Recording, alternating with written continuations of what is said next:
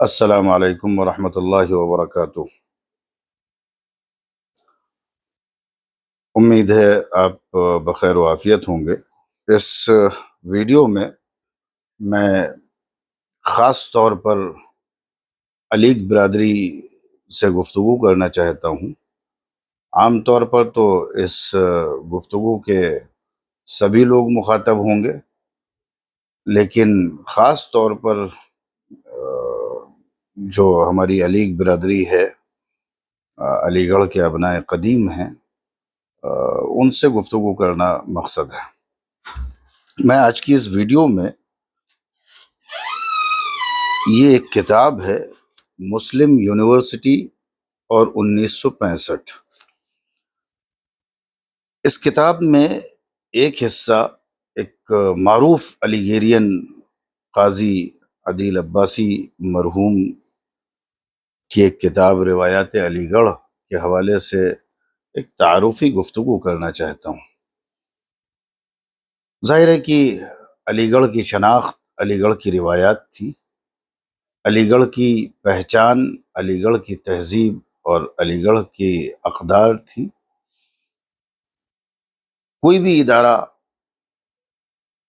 اپنی خاص شناخت اور اپنی پہچان کے حوالے سے ہی جانا اور پہچانا جاتا ہے۔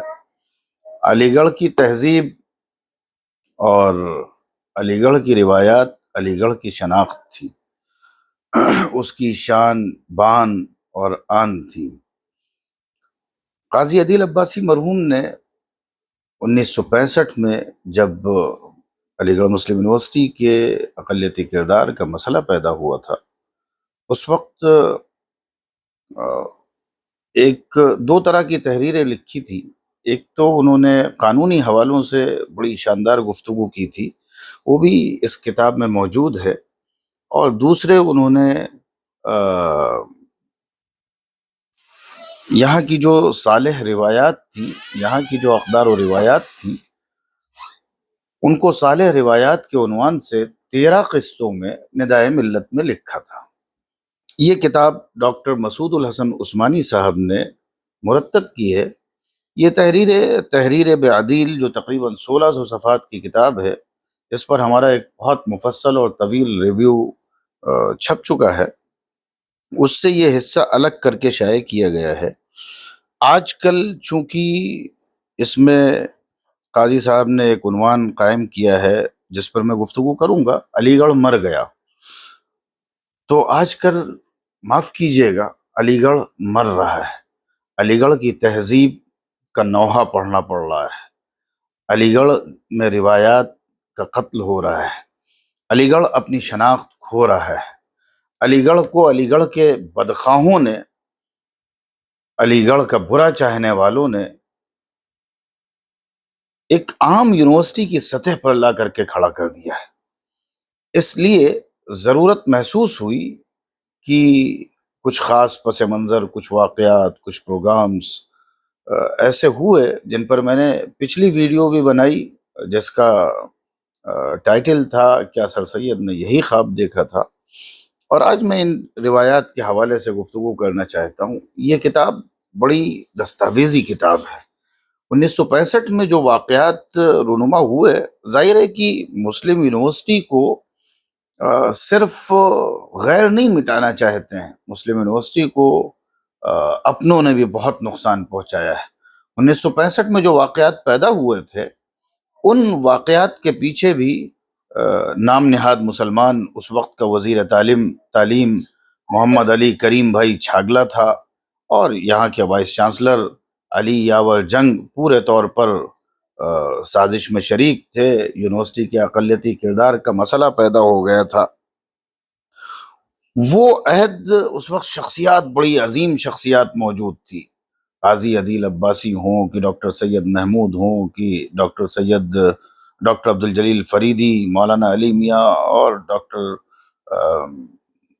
مختلف ایسے لوگ موجود تھے۔ جب یہ مسئلہ پیدا ہوا تو ان حضرات نے یہ طے کیا کہ مسلم یونیورسٹی کے اقلیتی کردار کا مقدمہ مسلم یونیورسٹی کے اولڈ بوائز لڑیں گے، اور ایک شاندار اولڈ بوائز کنونشن کی تیاری کی گئی اور لکھنؤ میں منعقد بھی ہوا۔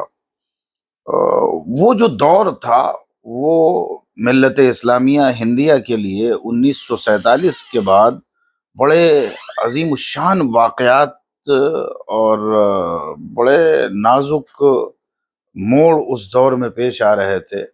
یہی وہ دور تھا جب ندائے ملت کا اجرا ہوا تھا، جس نے واقعی اردو صحافت میں اپنی شناخت بنائی تھی۔ اس کے مسلم یونیورسٹی نمبر کو حکومت نے ضبط کیا تھا، اس کے ذمہ داران کو جیل جانا پڑا تھا۔ یہی وہ وقت تھا جب ہندوستانی مسلمان اپنی سیاسی شناخت کے لیے کوشاں تھا، اور پھر مسلم مجلس مشاورت وجود میں آئی تھی، اور اس نے بھی ایک تاریخ رقم کی، لیکن بس خدا کا کرنا کہ وہ بھی انتشار کا شکار ہوئی، اس پر الگ سے گفتگو کی جا سکتی ہے، لیکن وہ ایک بڑی زبردست کوشش تھی۔ اور یہی وہ دور تھا جب مسلم یونیورسٹی کی اقلیتی کردار کا مسئلہ پیدا ہوا، اور یہ ایک بڑا بحران تھا۔ اس کو مولانا علی میاں نے تو زندگی اور موت کا، وجود اور بقا کا مسئلہ قرار دیا تھا۔ مسلم یونیورسٹی کو لوگ کیسے دیکھتے ہیں، ملت کا وہ کتنا بڑا اثاثہ ہے، میں ذرا چند سطرے اسی کتاب سے، جو اسی سلسلے کے ایک جلسے میں مولانا نے صدارتی تقریر کے طور پر فرمایا تھا، وہ چند سطرے سنانا چاہتا ہوں۔ علی گڑھ کی تاریخ 100 سال پرانی ہے۔ یہ صرف ایک ادارہ نہیں، ایک تحریک ہے۔ ملک میں تعلیم گاہیں بہت سی ہیں، لیکن میں دعوے سے کہہ سکتا ہوں کہ ایشیا کی کسی تعلیم گاہ نے اتنی متنوع اور اتنی گوناگوں صلاحیتوں کے لوگ اتنی بڑی تعداد میں اور اتنی مختصر مدت میں نہیں پیدا کیے ہوں گے جتنے مسلم یونیورسٹی نے کیے ہیں۔ پھر یہ کیسے ممکن ہے کہ ایسے ادارے کو بیک جنبش قلم ختم کر دیا جائے؟ ناانصافی، ظلم اور دھاندلی کی توقع جس شخص سے سب سے کم کی جا سکتی ہے، وہ اپنی قانون دانی کی بنا پر مسٹر چھاگلا ہی ہو سکتے تھے، لیکن افسوس اور صد افسوس، ظلم اور ناانصافی میں اسی شخص نے اپنے تمام ہم عصروں کو میلوں پیچھے چھوڑ دیا۔ بہرحال یہ ایک دستاویزی کتاب ہے، اور وہ دور بھی بڑا اہم دور تھا۔ میں یہاں پر صرف مسلم یونیورسٹی کی جو روایات تھی ان کے حوالے سے گفتگو کرنا چاہتا ہوں۔ علی گڑھ مسلم یونیورسٹی کی یہ خصوصیت رہی ہے کہ یہاں تمام مذاہب کا احترام ملحوظ رکھا گیا، اور یہاں ہمیشہ مذہب کے جو مسلم الثبوت عقائد اور پریکٹسز ہوں، ان کو ہمیشہ احترام کی نظر سے دیکھا گیا، اور ان کو ہمیشہ بالادستی حاصل رہی۔ علی گڑھ کے طلبہ میں جرأت بھی ہوتی تھی، ہمت بھی ہوتی تھی، اور اس کے ساتھ ساتھ مذہبی اور ملی معاملات میں بڑی حساسیت ہوتی تھی۔ آج جو زوال آیا ہے وہ ایسا خطرناک زوال ہے جو تہذیبی سطح پر بھی ہے۔ آپ دیکھیے تو عریانیت نظر آتی ہے۔ میں جب ابھی علی گڑھ آیا آج سے 20-22 سال پہلے، تو اس وقت بھی بڑی حد تک تہذیبی رویے باقی تھے۔ لڑکے آپ کو پراگندہ حال اور پراگندہ بال نہیں نظر آتے تھے۔ یہ نہیں ہوتا تھا کہ الٹے سیدھے لاؤبالی لباس پہنے ہوئے، سلیپر پہنے ہوئے، بال کھولے ہوئے، عجیب و غریب قسم کی ٹی شرٹس پہنے ہوئے نکل پڑے۔ نہیں، ایک پراپر ڈریسنگ ہوتی تھی۔ طلبہ کے لباس، طلبہ کی گفتار، طلبہ کی بات چیت، ان کی صلاحیت، ان کا باہمی احترام، بڑوں کا احترام، سینئرز کا احترام، اور ان سب چیزوں کو ملحوظ رکھتے تھے۔ علی گڑھ کی روایات میں سلام کا ایسا شور تھا کہ میں نے خود دیکھا ہے، غیر مسلم طلبہ یہاں آ کر کے ان کی عادت اس شور کی وجہ سے پڑ جاتی تھی، وہ بھی السلام علیکم وعلیکم السلام کہتے تھے۔ ڈائننگ ہال میں سر جھکا کے کھانا نہیں کھایا جاتا تھا، بلکہ جو بھی سامنے سے آتا تھا اسے کھانے کے لیے بلایا جاتا تھا۔ غیر مسلم بھی جواب میں بارک اللہ کہا کرتے تھے، خیریت پوچھیے تو کہتے تھے الحمدللہ۔ یہ یہاں کا ماحول تھا، یہاں کی اسلامی شناخت تھی، اور یہ شناخت سر سید احمد خان نے قائم کی تھی، کسی اور نے نہیں قائم کی تھی، بانی درسگاہ نے قائم کی تھی۔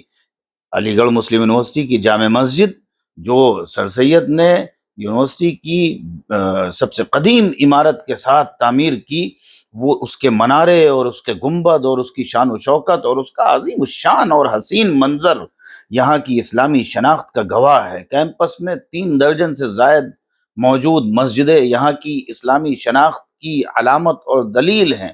اس کے بعد بھی اگر یہاں صراحت کے ساتھ ایسے پروگرامز اور ایسی بد تہذیبی اور ایسی عریانیت کا مظاہرہ ہو جس سے نہ صرف یہ کہ اسلام شرمندہ ہو، بلکہ یہ کہ مسلم یونیورسٹی کی تہذیبی شناخت مٹے، مسلم یونیورسٹی کی روایات کو دھچکا لگے، تو یہ بڑی اہم بات ہے۔ قاضی صاحب نے اس میں ایک عنوان قائم کیا ہے جس کا جو عنوان ہے علی گڑھ مر گیا۔ یہ چھوٹا سا جملہ کب کس موقع پر کہا گیا ذرا سوچئے۔ قاضی صاحب لکھتے ہیں، میں اور علامہ اقبال سہیل امین آباد میں تھے، چائے کا وقت ہو گیا، ایک دکان پہ بیٹھ گئے تو علامہ اقبال سہیل نے کہا کہ میں تو صرف چائے پیوں گا۔ میں نے فائدہ اٹھاتے ہوئے بڑی فراخ دلی کے ساتھ یہ لیا وہ لیا، کیک بسکٹ وغیرہ آرڈر کر دیے۔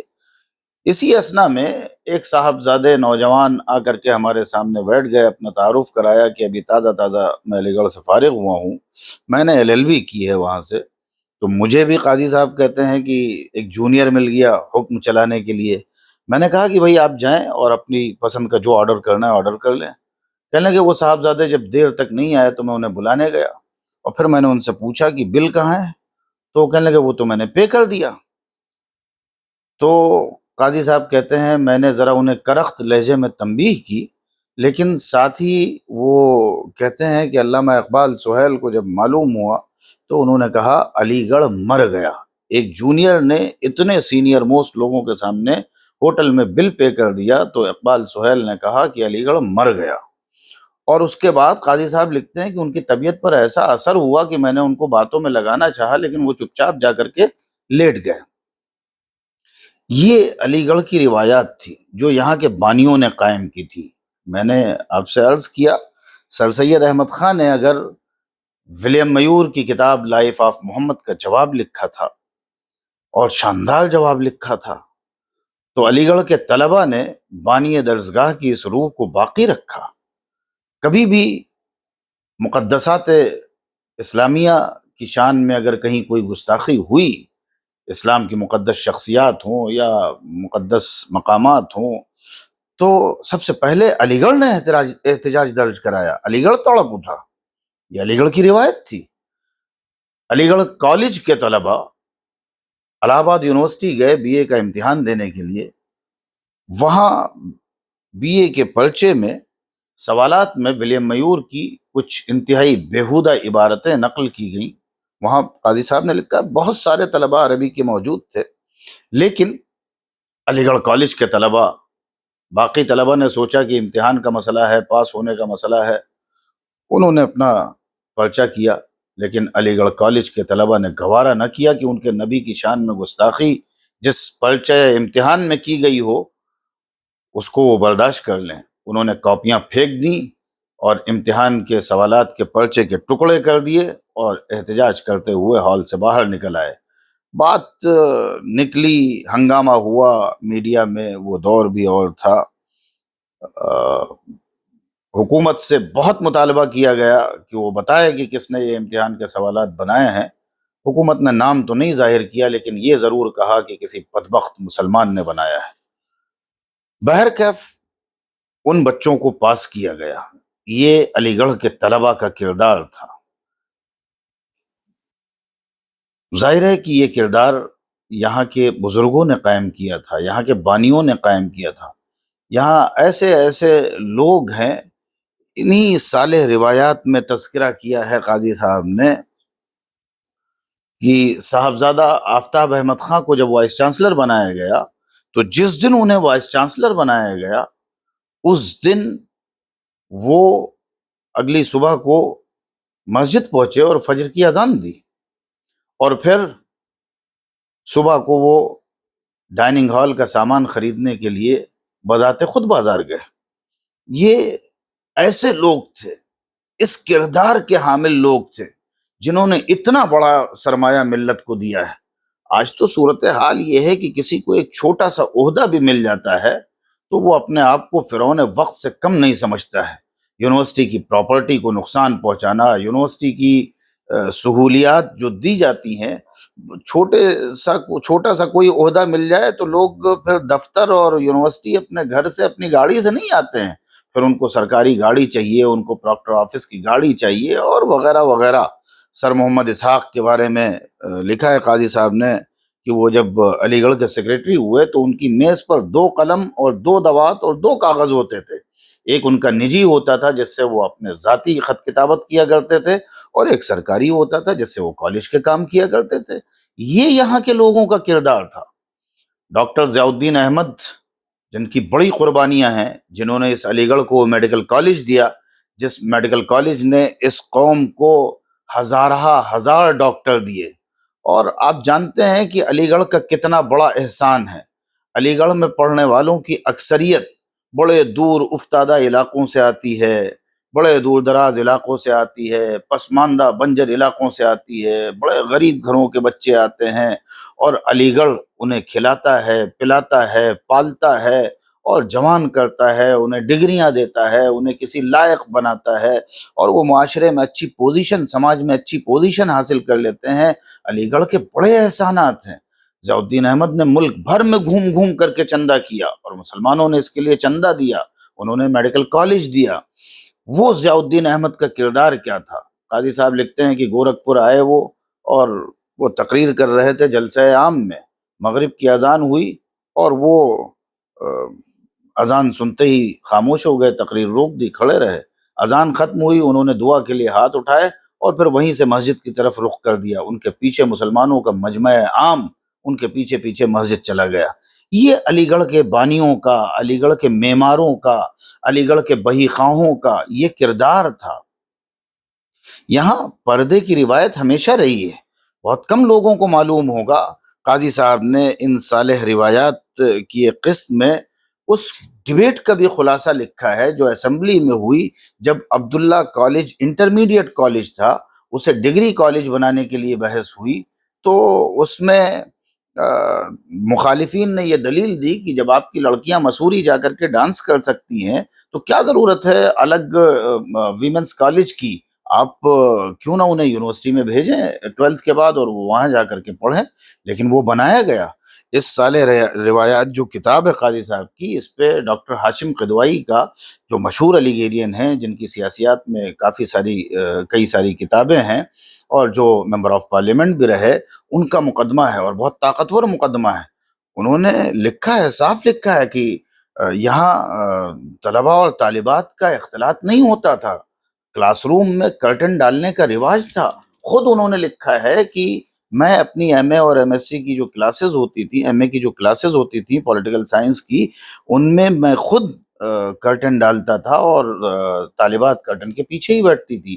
ٹھیک ہے، وقت بدلا، وقت کے ساتھ تاریخ بدل رہی ہے، روایات بدل رہی ہیں، بہت سارے تقاضے بدل رہے ہیں، لیکن کیا ضروری ہے کہ اس طرح کے فحش اور عریاں پروگرام کیے جائیں جہاں دختران ملت اسٹیج پر ٹھمکے لگائیں، ناچیں، ڈانس کریں، اور یعنی لڑکوں کی موجودگی میں ویمنس کالج میں کبھی، ویمنس کالج کے پروگرامز میں، طالبات کے پروگرامز میں کبھی بھی جو ہے مردوں کو مدعو نہیں کیا جاتا تھا۔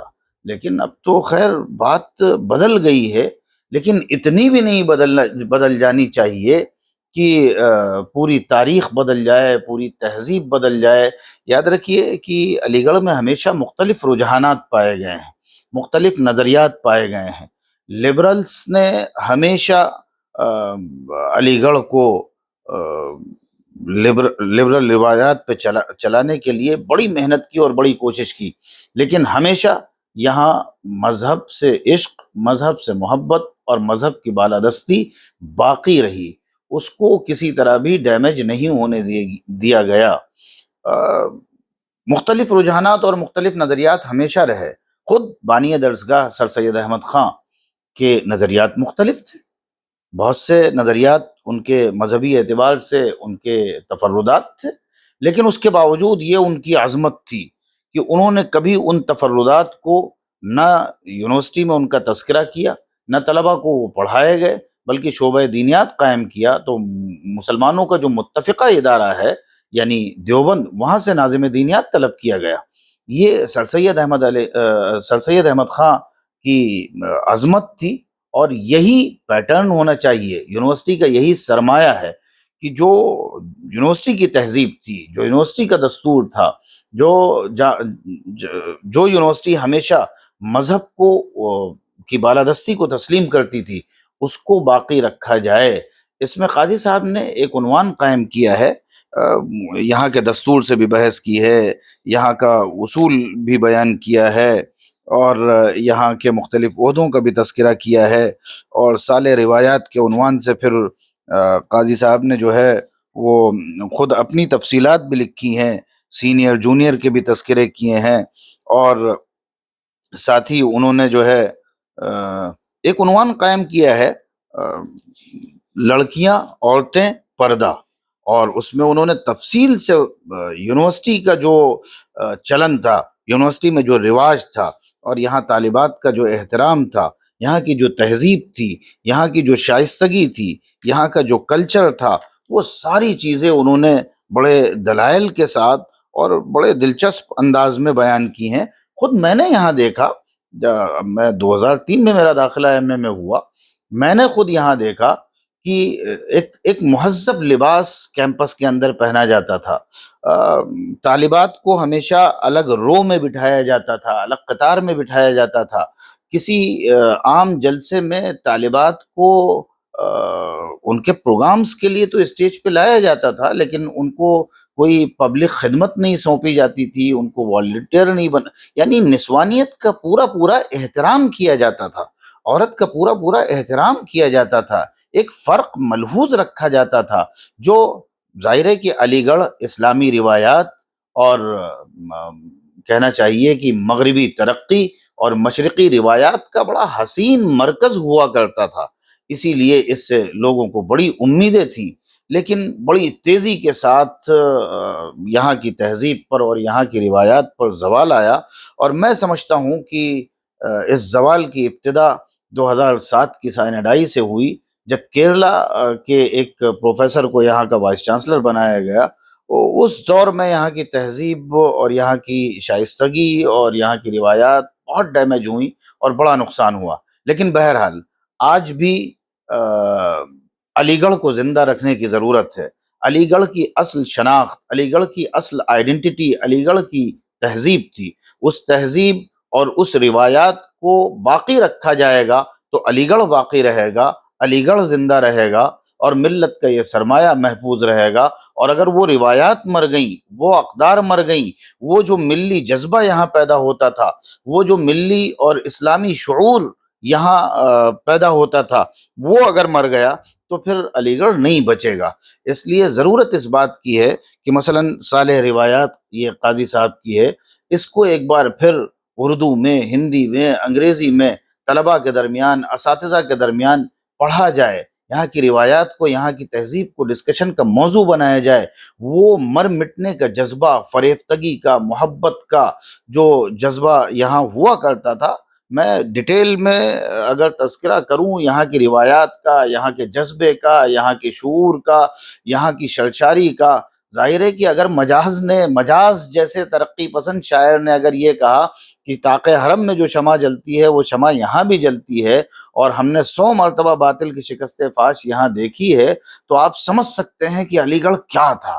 لیکن آج علی گڑھ کے بدخواہوں نے، علی گڑھ کے مخالفین نے، خود ملت میں موجود آستین کے سانپوں نے اور منافقوں نے تہذیبی اعتبار سے، تعلیمی اعتبار سے، کلچر کے اعتبار سے، ثقافت کے اعتبار سے علی گڑھ کو کس مقام تک پہنچا دیا ہے۔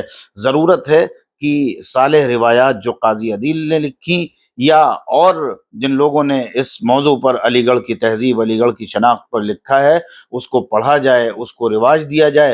اور میں ابنائے قدیم سے، اولڈ بوائز سے بھی خاص طور پر اپیل کروں گا کہ آپ آج کے طلبہ سے انٹریکشن بڑھائیے، آپ رابطہ بڑھائیے، آپ علی گڑھ آئیے، آپ علی گڑھ کے ہاسٹلس میں آج کے طلبہ سے ملیے اور ان سے ملی شعور کے حوالے سے، تہذیبی شعور کے حوالے سے اور علی گڑھ کے قیام کے مقاصد کے حوالے سے اپنے جذبات شیئر کیجئے، اپنے افکار شیئر کیجئے، تاکہ علی گڑھ کو بچایا جا سکے۔